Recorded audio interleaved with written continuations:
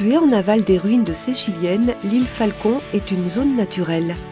Un espace vierge où, en cas de crue, la Romanche aura toute liberté de mouvement pour s'écouler en douceur, même en cas d'éboulement des ruines de Séchilienne. Cette configuration n'a pas toujours été le cas, puisqu'entre 1997 et 2011, du fait du risque des ruines de Séchilienne, toute la zone a été expropriée.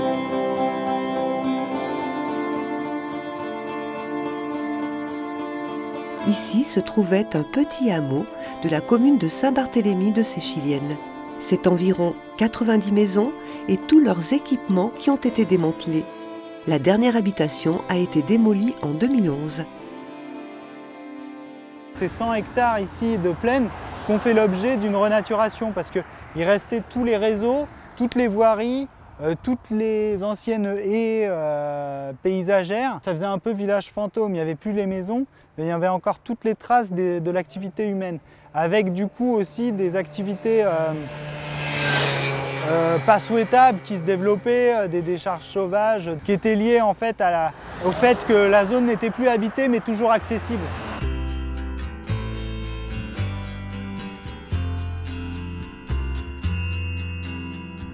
Renaturation, enlèvement des plantes invasives, des haies arbustives, préservation de la forêt alluviale, le CIMBY a mis en place un vrai plan de gestion environnementale. Il considère que l'on ne réalise plus les travaux hydrauliques aujourd'hui comme il y a 30 ans, en montant des digues et en artificialisant la rivière.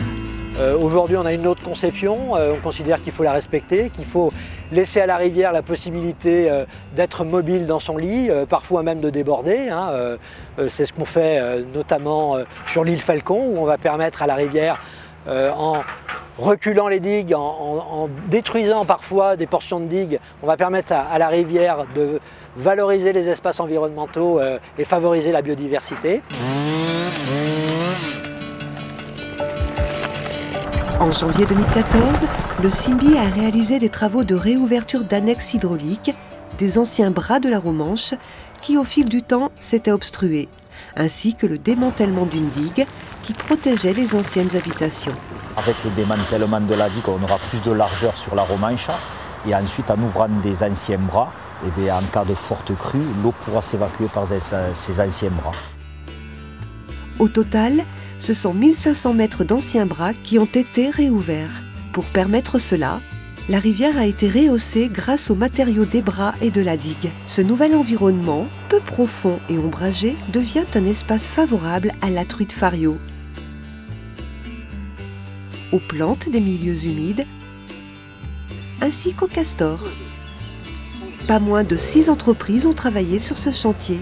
Guintoli, Caron, Bianco, France Déneigement et Gravier TP, pour un montant de 750 000 € hors taxes.